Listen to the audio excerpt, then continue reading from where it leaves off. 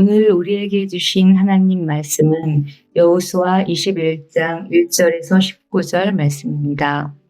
그때 레위 사람의 족장들이 제사장 엘르아살과 눈의 아들 여호수아와 이스라엘 자손의 지파 족장들에게 나와 가나안 땅 실로에서 그들에게 말하여 이르되 여호와께서 모세에게 명령하사 우리가 거주할 성읍들과 우리 가축을 위해 그 목초지들을 우리에게 주라 하셨나이다 하매 이스라엘 자손이 여호와의 명령을 따라 자기의 기업에서 이 성읍들과 그 목초지들을 레위 사람에게 주니라.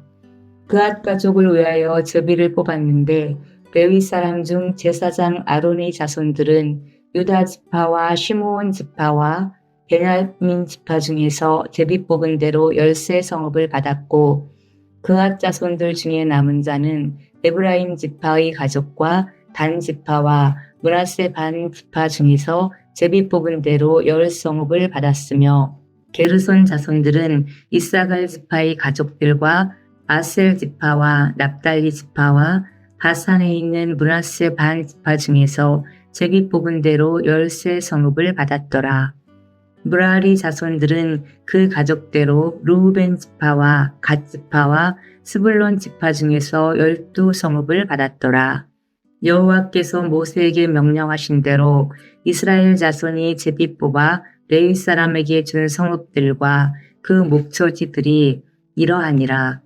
유다 자손의 지파와 시므온 자손의 지파 중에서는 이 아래에 기명한 성읍들을 주었는데 레위 자손 중 그앗 가족들에 속한 아론 자손이 첫째로 제비 뽑혔으므로 아낙의 아버지 아르바 성읍 유다 산지 기럇 아르바 곧 헤브론과 그 주위의 목초지를 그들에게 주었고 그 성읍의 밭과 그 촌락들은 여분네의 아들 갈렙에게 주어 소유가 되게 하였더라.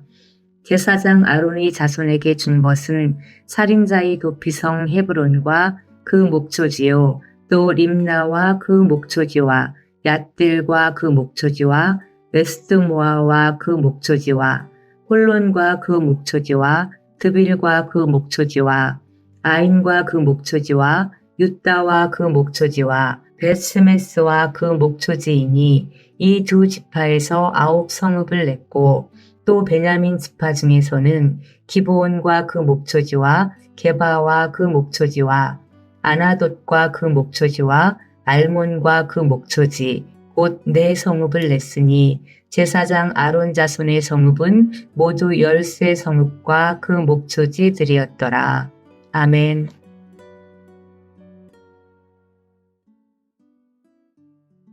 인생을 살면서 반드시 지켜야 할 중요한 것들이 있습니다.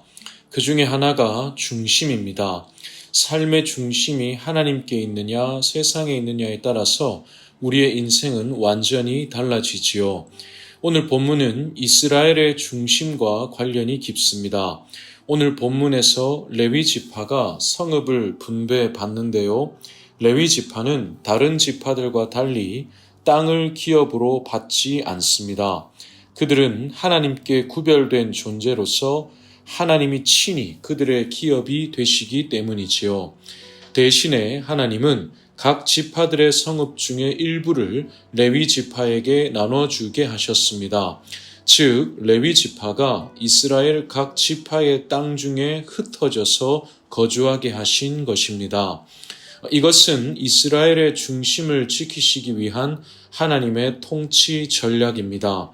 이스라엘이 약속의 땅에서도 그들의 중심을 지켜내도록 영적으로 지도하시기 위해서 레위 지파를 각 지파 속에 흩어서 심으신 것입니다. 이 말씀은 오늘 우리에게도 큰 도전과 은혜를 줍니다. 이스라엘이 가나안에서 중심을 지키며 살아야 했듯이 우리도 세상에서 중심을 지키며 살아야 합니다. 그래서 하나님은 가나안에서 이스라엘의 중심을 붙들어 주셨듯이 세상에서 우리의 중심을 붙들어 주십니다.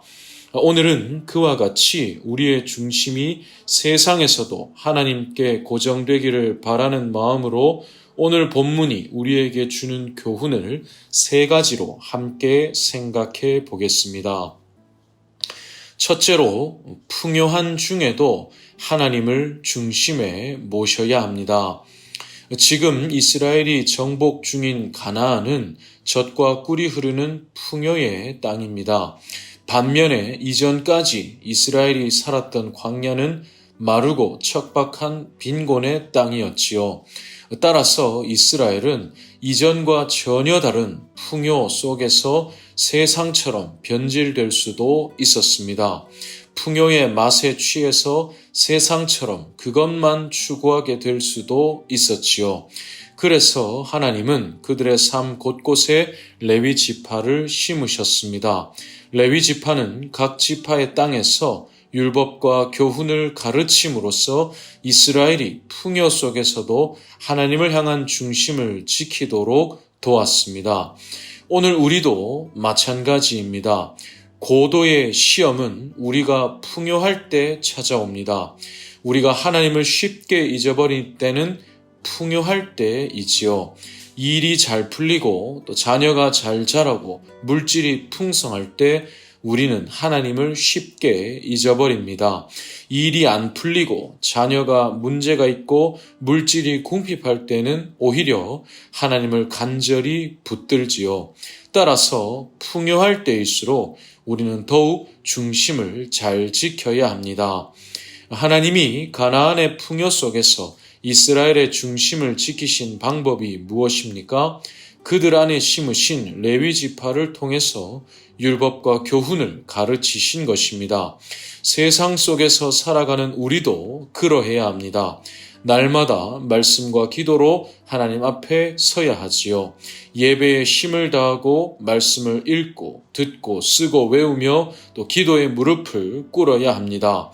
특히 풍요할수록 더욱 그러해야 합니다. 마태복음 6장 21절에 주님은 이렇게 말씀하셨습니다. 내 보물 있는 그곳에는 내 마음도 있느니라. 우리의 보물은 어디에 있습니까? 세상의 풍요가 우리의 보물이라면 우리의 중심은 세상에 있고 하나님이 우리의 보물이라면 우리의 중심은 하나님께 있습니다. 세상의 풍요가 아니라 하나님을 우리의 보물로 여길 때 풍요한 중에도 우리의 중심은 하나님을 향할 수 있습니다. 둘째로 세상에서 우리의 중심에 계신 하나님을 드러내야 합니다. 하나님은 이스라엘을 열방 중에서 택하시고 세상 속에 그들을 심으셨습니다. 따라서 이스라엘은 세상 속에 거하나 세상에 속하지 않은 존재로 살아야 했습니다. 제사장 나라요 거룩한 백성으로서 열방을 향한 하나님의 증인이 되어야 했지요. 그러기 위해서 이스라엘은 하나님과의 관계를 잊지 말아야 했습니다. 하나님도 그것을 강조하셨습니다. 나는 너희의 하나님이 되고 너희는 나의 백성이 되리니 라고 수없이 말씀하셨습니다. 하나님이 이스라엘 안에 레위 지파를 흩으신 것도 그것을 기억하게 하시기 위해서입니다. 너희는 나의 소유로서 나를 너희의 중심에 두고 세상을 향하여 나를 증거하라는 것입니다. 오늘 우리도 마찬가지입니다. 하나님은 우리를 열방 중에서 택하시고 또 세상 속에 우리를 심으셨습니다. 따라서 우리는 하나님이 나를 심으신 곳에서 하나님의 증인으로 살아야 합니다. 하나님의 소유로서 하나님을 나의 중심에 두고 또 세상을 향하여 하나님을 증거해야 하지요. 즉 우리의 삶의 자리는 우리의 중심에 계신 하나님을 드러내는 무대와 같습니다. 마태복음 5장 14절과 16절에서 주님은 이렇게 말씀하셨습니다. 너희는 세상의 빛이라. 이같이 너희 빛이 사람 앞에 비치게 하여 그들로 너희 착한 행실을 보고 하늘에 계신 너희 아버지께 영광을 돌리게 하라. 세상은 우리의 삶을 통해 하나님을 봅니다. 결국 세상을 살아가는 우리의 태도가 세상이 하나님을 보는 눈을 결정하지요. 우리가 세상에서도 하나님의 백성답게 살면 세상은 그런 눈으로 하나님을 볼 것이고 반대로 우리가 세상 속에서 하나님의 백성답지 못하게 살면 세상은 그런 눈으로 하나님을 볼 것입니다. 그러니 우리는 하나님을 중심에 모신 자로서 우리의 삶이 하나님을 드러내는 통로가 된다는 것을 잊지 말아야 합니다. 셋째로 우리의 중심은 성령님께 붙들려야 합니다. 앞에서 본 대로 구약에서는 레위 지파의 흩어짐이 이스라엘의 중심을 붙드는 역할을 했습니다. 지금은 성령님이 그 역할을 하십니다. 우리 안에 살아계신 성령님이 우리의 중심을 붙들어 주십니다. 이것은 구약과 비교할 수 없이 큰 은혜입니다.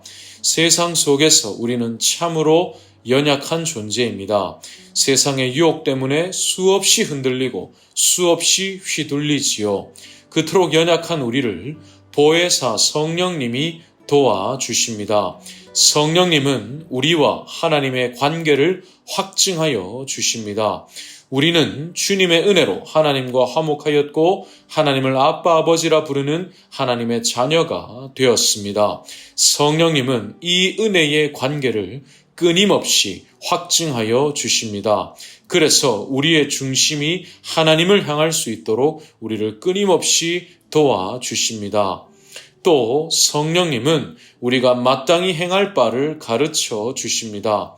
성령님은 때마다 주님의 말씀이 우리 안에 생각나고 깨달아지고 적용되고 열매 맺게 하셔서 우리가 세상에서도 주님의 증인이 되도록 우리를 도와주십니다.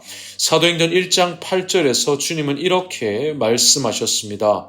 오직 성령이 너희에게 임하시면 너희가 권능을 받고 예루살렘과 온 유대와 사마리아와 땅끝까지 이르러 내 증인이 되리라.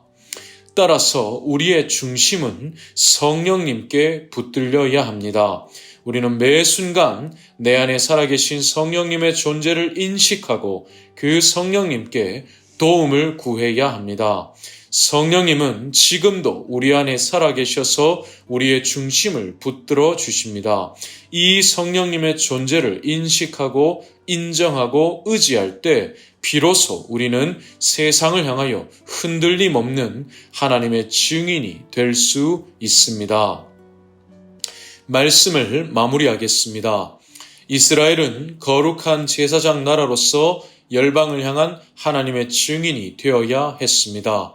그래서 이스라엘이 가나안의 삶을 시작할 때 하나님은 그들 속에 레위 지파를 흩으셨습니다. 그것은 가나안에서도 이스라엘의 중심을 붙드시기 위한 하나님의 은혜였습니다.